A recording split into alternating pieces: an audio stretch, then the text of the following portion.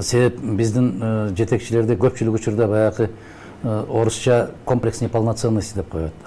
Кыргызчасы ал өксүктүк деп коем мен. Өксүктүк оору менен ооруйт да, ким жетекчи болуп келген болсо эле желкесинен 2 жолу таптап койсо, менин досум болуп калды, мен мыкты мамиледе болуп калдым, менин гана иштейт деп.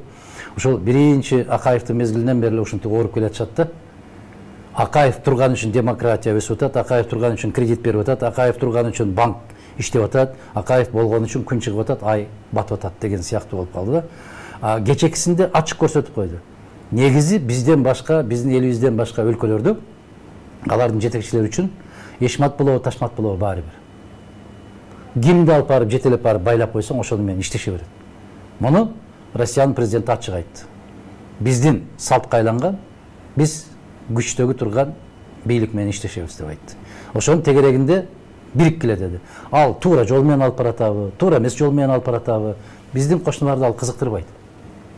Бизде ушул киши менен иштешебиз. Эгерде эртең Жээнбековдун ордуна башка бир киши келип калган болсо, Жээнбеков ага ушундай болуп кандайдыр бир сунуш менен кайрылса, айтат, кечирип кой дейт.